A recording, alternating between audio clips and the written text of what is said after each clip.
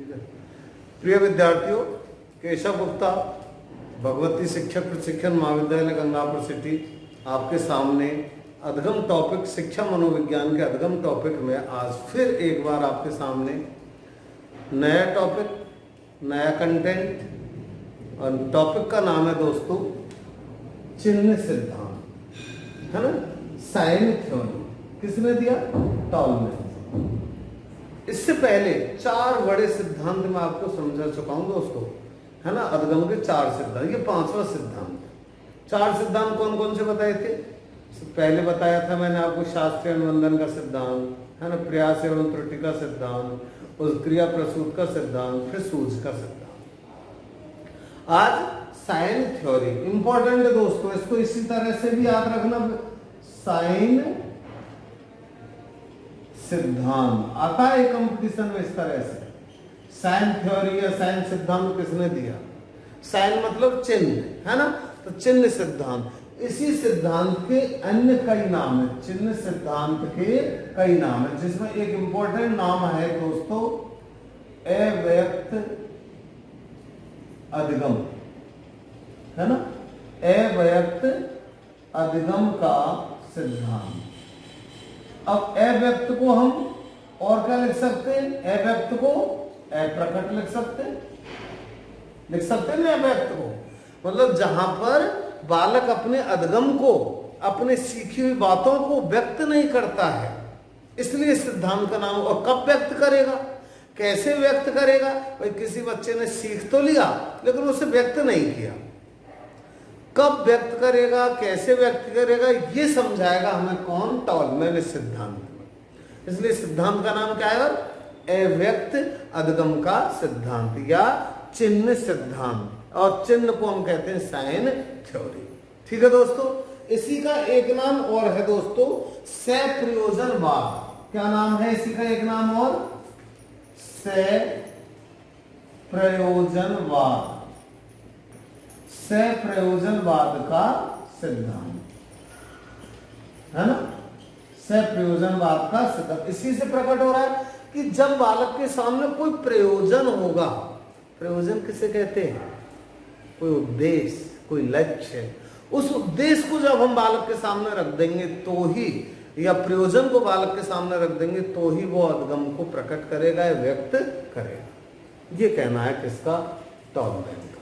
अब देखते हैं, अब टॉलमैन को मैंने आप समझाया अभी 2 शब्दों से कि टॉलमैन क्या कहता है, सुन लें उसको। टॉलमैन का ये विचार था, ये थ्योरी थी कि बालक सीखता तो सब कुछ है ना, लेकिन उसमें उसके अंदर इतनी कैपेसिटी है कि बालक सब कुछ सीखने को तैयार है और सीखता है, लेकिन उसे व्यक्त नहीं करता। और जो प्रतिभा, खास तौर से जो प्रतिभाशाली बालक है, जो इंटेलिजेंट बालक है, बुद्धिमान बालक है, वो अपने सीखे हुए ज्ञान का को प्रकट नहीं करते, व्यक्त नहीं करते। क्यों नहीं करते और कब करेंगे, इसके लिए टॉलमैन ने बताया। तो उसने बताया कि बालक अपने सीख तो लेते हैं लेकिन उसे व्यक्त नहीं करते, है ना। अब कब व्यक्त करेंगे? तो टॉलमैन कहता है कि उसे कोई उद्देश्य चाहिए। जब उद्देश्य, जब लक्ष्य उसके सामने होगा, पुरस्कार या दंड उसके सामने होगा, तो बालक उस चीज को, सीखे हुए वस्तु को, सीखे हुए ज्ञान को व्यक्त करेंगे। कब? याद रखना, जब कोई पुरस्कार या दंड, कोई उद्देश्य, कोई लक्ष्य उस बालक के सामने, उद्दीपक नहीं कहेंगे इसको, ध्यान रखना, अभी बता दूं। जैसे प्रयास और त्रुटि के सिद्धांत में थांडाइक क्या कहता है कि उसके सामने जब कोई उद्दीपक होगा, है ना, यहाँ उद्दीपक नाम नहीं लेंगे, यहाँ पर क्या नाम लेंगे हम? केवल उद्देश्य। और उद्देश्य में या तो पुरस्कार या दंड। तो बालक जब उद्देश्य, अपने पुरस्कार को या दंड को सामने देखेगा तो बालक अपने सीखे हुए अधगम को अभिव्यक्त करेगा, प्रकट करेगा, है ना।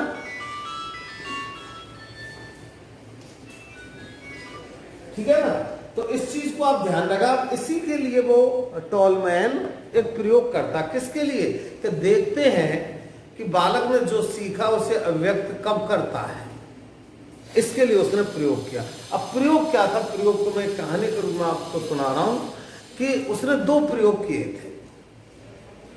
एक तो उसने किया था कबूतर और रिंग का प्रयोग फर्स्ट। किस पर था? रिंग एवं सफेद कबूतर।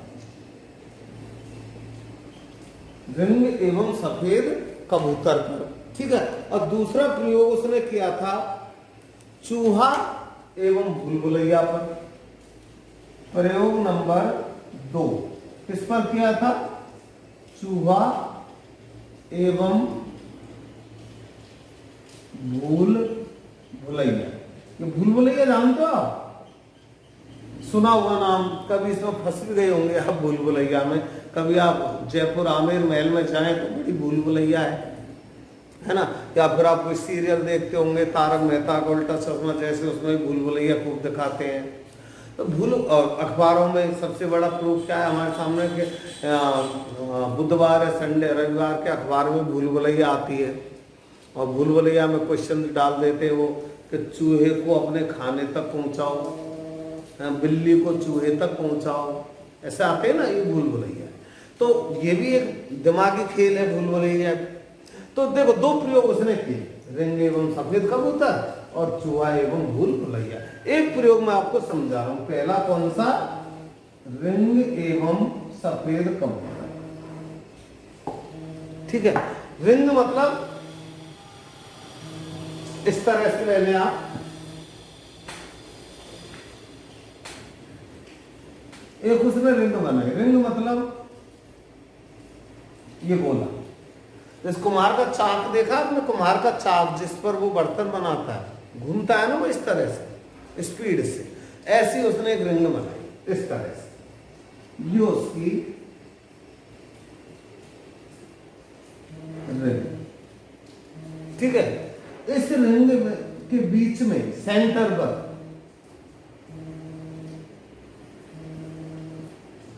कबूतर बैठा है, ठीक है। और इस अब खास बात ध्यान रखना, इस रिंग में उसने गेहूं के चुग्गे के दाने डाले। दाने दो प्रकार के थे, मैं बना रहा हूं आपको देखना। दो प्रकार के दाने हैं।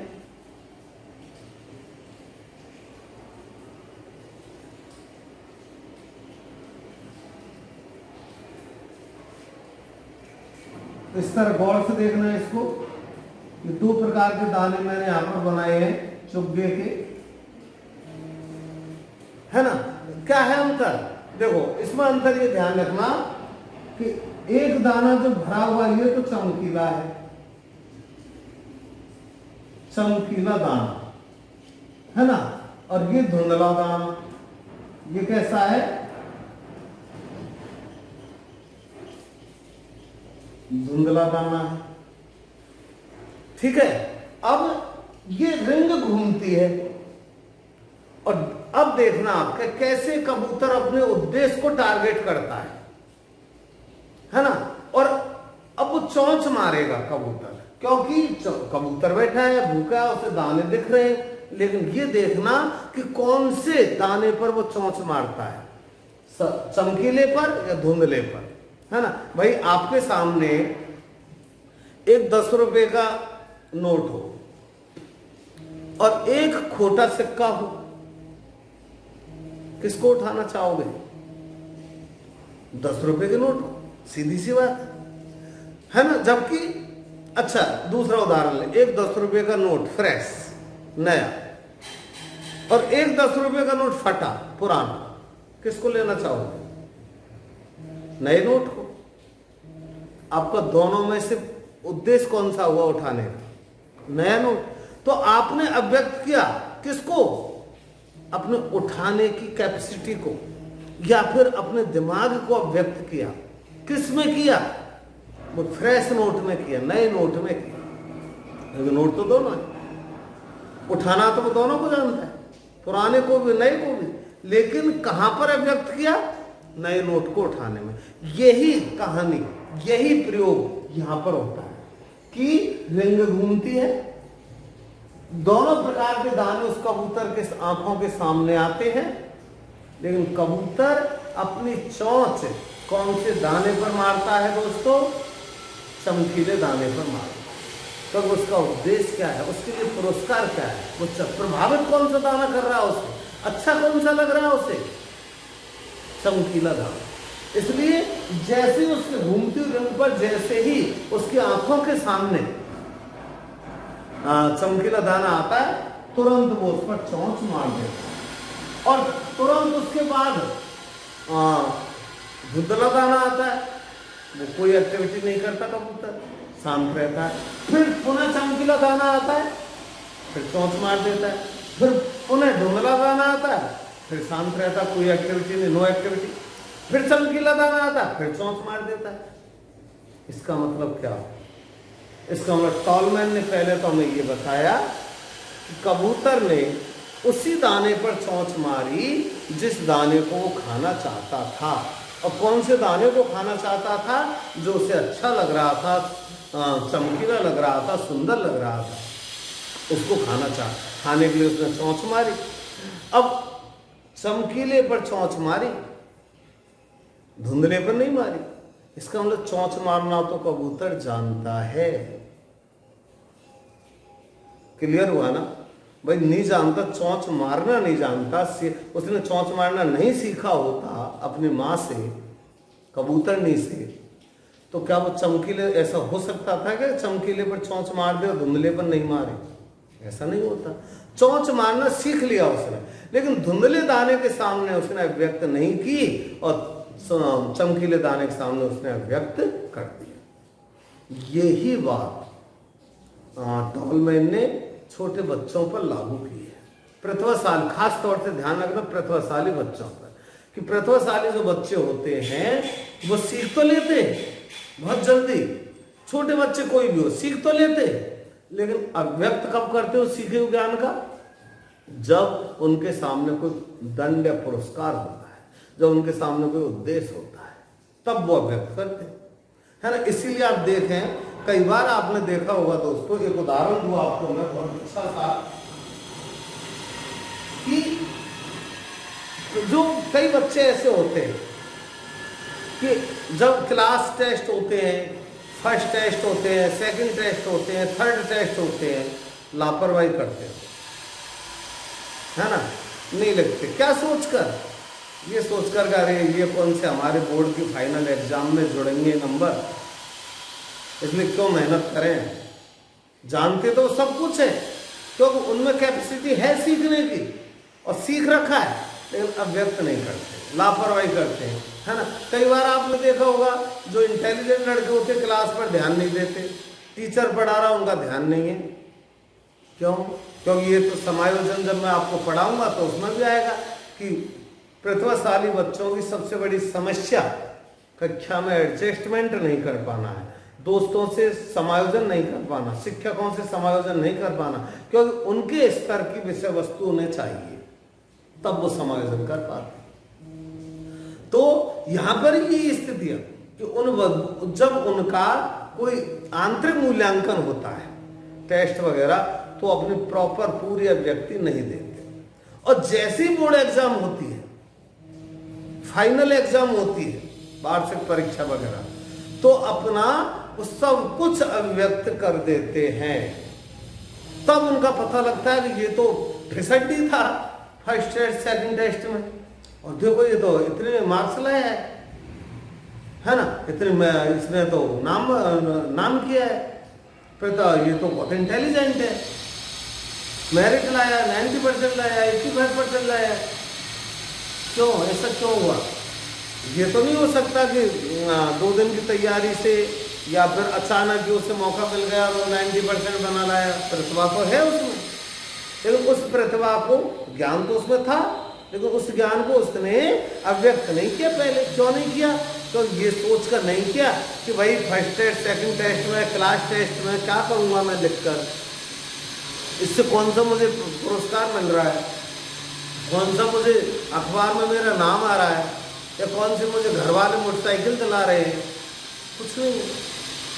और जब वार्षिक पर फाइनल एग्जाम होता है, तो उसके सामने होता है, क्योंकि आप जानते हो टीचर भी एक फाइनल एग्जाम में से पहले बता देते हैं कि भाई 26 जनवरी को 15 अगस्त को आपको पुरस्कृत किया जाएगा, आपको शील्ड मिलेगी, आपको सर्टिफिकेट मिलेगा, रिजल्ट अच्छा रहा तो आपको घर वाले भी कुछ दिलाएंगे, पुरस्कार होता है। या फिर एक नेगेटिव पुरस्कार भी उसे दे देते हैं कि बेटा अगर इस बार नंबर अच्छे नहीं आए ना एग्जाम में आपके तो देख लो तुम्हें दंड मिलेगा, तो उससे वो मोटिवेट होते हैं, अरे मैं तो दंड झेलूं, मैं तैयारी कर लूंगा अच्छी, है ना। तो ये सारी बातें कब हुई, जब उनके सामने कोई उद्देश्य होता है। इसीलिए इस सिद्धांत का नाम, बहुत अच्छा नाम क्या आया दोस्तों, अभी मैंने लिखा था यहां पर, प्रयोजनवाद का सिद्धांत, प्रयोजनवाद, है ना, प्रयोजनवाद का सिद्धांत, या इसी का एक नाम और क्या है दोस्तों, अव्यक्त अधिगम, है ना, अव्यक्त अधिगम का सिद्धांत, अव्यक्त अधिगम का, अव्यक्त मतलब अप्रकट, कि वो अब जानता सब कुछ है लेकिन समय पर आने पर ही व्यक्त करता है, वरना वो व्यक्त नहीं करता। वो समय क्या है उसके लिए, कोई उद्देश्य, कोई उद्देश्य। यहाँ प्रयोजन का मतलब क्या है, प्रयोजन का मतलब उद्देश्य, है ना, कोई उद्देश्य जब उसके सामने होता है, कोई लक्ष्य उसके सामने होता है, कोई पुरस्कार दंड उसके सामने होता है, तब वो बालक अपना ज्ञान को व्यक्त कर देता है, ज्ञान को यूं कहते हैं अप्लाई कर देता है। ठीक है, ये था आपका दोस्तों प्रयोग, है ना, प्रयोजनवाद में अव्यक्त सिद्धांत का प्रयोग था। अब आगे देखते हैं क्या कहता है टॉलमैन। टॉलमैन ये कहता है कि बालक सीख तो लेता है, नया व्यवहार करना सीख लेता है, लेकिन उस नए व्यवहार को याद रखना। अब मैं इसको मिटा रहा हूं, समझ गया आप रिंग को, रिंग और कबूतर को। देखो क्या कहता है टॉलमैन, बालक नया व्यवहार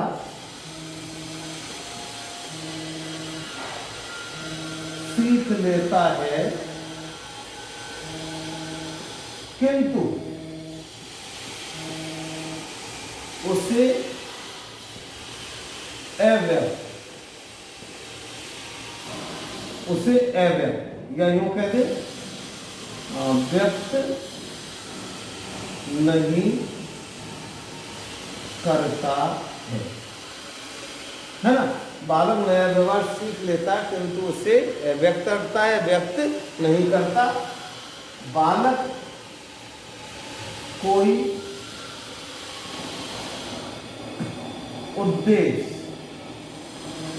उद्देश्य क्या है उसका, पुरस्कार या दंड सामने होने पर ही अपने नए व्यवहार को व्यक्त करता है ना, नए व्यवहार को व्यक्त करता है। ठीक है, अब ये जो उद्देश्य शब्द है ना, उद्देश्य, ये उद्देश्य शब्द के लिए आया है नाम चिन्ह, साइन। समझ गए ना, इस सिद्धांत का नाम चिन्ह सिद्धांत क्यों रखा, उद्देश्य के लिए, है ना, कि उसके सामने कोई जो साइन होता है, कोई चिन्ह होता है, उस चिन्ह के लिए नाम दिया है इसने उद्देश्य, प्रयोग। ठीक है दोस्तों, समझ गए इस प्रयोग को आप, और थोड़ा सा आगे देखना, रिंग और कबूतर का प्रयोग बहुत अच्छे समझ गए होंगे आप, है ना। अब आगे देखते हैं, अब आगे एक बात और वो कहता है कि ये जो उसका उद्देश्य है, पुरस्कार या दंड, ये उसे क्रिया करने के लिए या अब सीखने के लिए पुनर्बलन देता है ना। और पुनर्बलन जब बालक को मिल जाता है तो वो और ज्यादा कठिन क्रिया करने के लिए तत्पर हो जाता है, तैयार हो जाता है। ये बात आपको इसके निर्णय भी बताइए स्किनर भी यही कहता है कि पुनर्बलन मिलना चाहिए, है ना, ध्यान रखना। और ये बात मैं आपको समझा चुका हूं, पुनर्बलन हमेशा क्रिया करने के बाद दिया जाता है और उद्दीपक क्रिया करने से पहले दिया जाता है। अब यहां पर लेकिन ना तो ये पुनर्बलन दे रहा है टॉलमैन, ना ही उद्दीपन दे रहा है, ध्यान रखना। यहां पर तो मैं उद्देश्य सामने रख रहा है, और उद्देश्य को मैं बार बार बता रहा हूं, उद्दीपक नहीं कहेंगे। उद्दीपक कह दिया तो प्रयोग हो जाएगा थांडाइक का, तो आपको तो प्रयोजन या उद्देश्य याद रखना है। यही सवाल आपके बीएड एग्जाम में तो डिटेल आती है निबंधात्मक, लेकिन कंपटीशन में ऐसे क्वेश्चन पूछे जाते हैं। और अभी तक जो क्वेश्चन पूछे जाते हैं बस नाम पूछते हैं, है ना। अव्यक्त अधगम सिद्धांत किसने दिया, साइन थ्योरी किसकी है, चिन्ह सिद्धांत किसका है, प्रयोजनवाद सिद्धांत किससे, प्रयोजनवाद सिद्धांत किसका है, ये चीजें वो पूछते हैं। क्लियर हो गया दोस्तों, है ना। अब मैं एक इसी प्रयोग मैंने समझा दिया, सारी चीजें समझा दी आपको। अब मैं एक दूसरा प्रयोग जो इसने किया तो वो और आपको समझा रहा हूं, लेकिन उससे पहले मुझे लगता है कि आप लापरवाह हो गए, क्योंकि अगर सीरियसली मेरे वीडियो आप देखें, और मैंने आपको बार बार बताया है कि एक दिन एक वीडियो मेरा पूरा देख लीजिए, आपको पता लग जाएगा कि मैं किस तरह से आपको कितना इंपॉर्टेंट मैटर आप तक पहुंचा। मेरा उद्देश्य केवल बीएड एग्जाम नहीं है, मेरा उद्देश्य इसके साथ साथ यह है कि आप आगे चलकर जब टीचर रिक्रूटमेंट में कोई भी भर्ती, शिक्षक भर्ती में आप बैठोगे, चाहे वो रीट 3rd ग्रेड हो, 2nd ग्रेड हो, 1st ग्रेड हो, सभी जगह पर ये चीजें आएंगी। और मैं उसी लेवल से, कंपटीशन लेवल से आपको इन चीजों को समझा रहा हूँ। इसलिए इनको मैं वीडियो अच्छे से देखें, सभी वीडियो, और जो कोई बात समझ में नहीं आए तो उन चीजों को आप हमें व्हाट्सएप ग्रुप बना हुआ है, व्हाट्सएप ग्रुप पर डालें, ताकि मैं क्लियर करूं उन चीजों को। और है ना, कोई भी बात हो, कोई प्रॉब्लम आ रही हो, टेक्निकल प्रॉब्लम, जैसे मेरा पिक्चर आपको साफ नहीं दिखाई दे, बोर्ड आपको साफ दिखाई नहीं दे, या मेरी आवाज वॉइस आप तक नहीं पहुंच रही हो, तो ये सारी बातें मुझे बताया करो, है ना। या फिर कंटेंट से संबंधित कोई प्रॉब्लम हो, कोई ऐसा शब्द हो जो मैंने समझा तो दिया लेकिन आपके समझ में नहीं आता हो, तो इन चीजों को आप चैट के माध्यम से बता दें, ताकि आप क्लियर हो जाए, आप तक आपको कोई प्रॉब्लम नहीं आए जिस टॉपिक मैंने आपको पढ़ाया। ठीक है, तो मैं जल्दी से एक आपको दूसरा प्रयोग टॉलमैन का और समझा रहा हूं। दूसरा प्रयोग भी यही उसका अर्थ निकलेगा लास्ट में। दूसरा प्रयोग क्या था उसका, प्रयोग नंबर 2, प्रयोग नंबर 2 क्या था बताओ। चलो मैं जब तक थोड़ी सी एक प्रॉब्लम आ गई इसको सॉल्व कर लेता हूं। प्रयोग नंबर 2 किस पर था, चूहा और भूल भुलैया, है ना, था ना, चूहा और भूल भुलैया पर। अब उसमें क्या करता है टॉलमैन, बहुत अच्छा है, बहुत इंटरेस्टेड है। देखो क्या करता है उसमें टॉलमैन, कि इस तरह की भूल भुलैया बनाता है।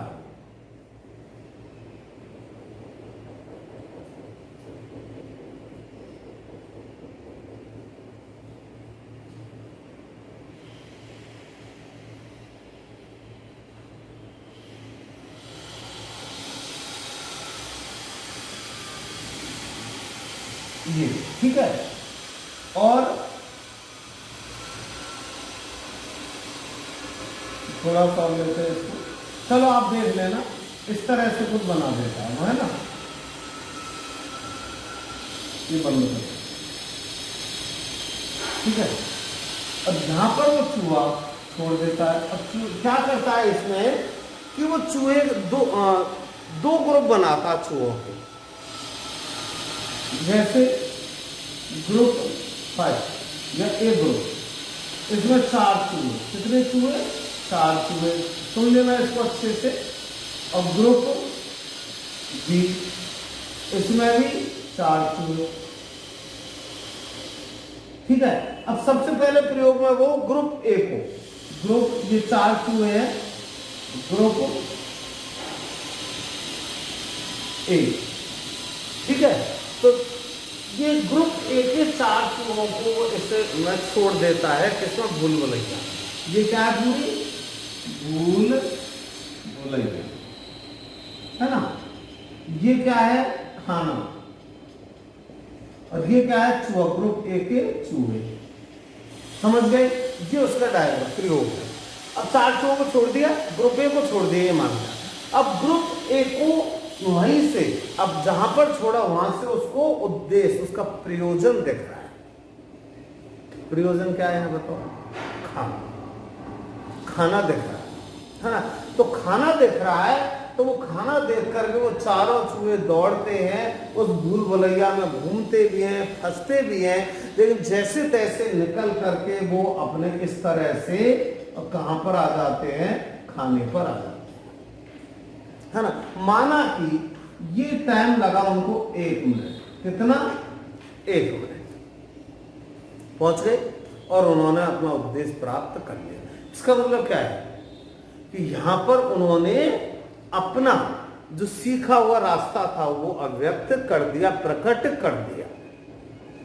ठीक है, अब देखो दूसरा प्रयोग समझ में आ गया। उद्देश्य सामने है, खाना, पुरस्कार सामने है, चूहों ने अपना बुद्धि लगाई और मतलब ज्ञान को यहां पर व्यक्त कर दिया, ये कहते हैं अधगम यहां पर व्यक्त कर दिया। ठीक है, अब दूसरे प्रयोग में क्या करता है वो, इन्हीं चूहों को लेकर दूसरा प्रयोग करता है ना। इन्हीं चूहों को लेकर दूसरा प्रयोग करता है, लेकिन सामने खाना नहीं रखता है।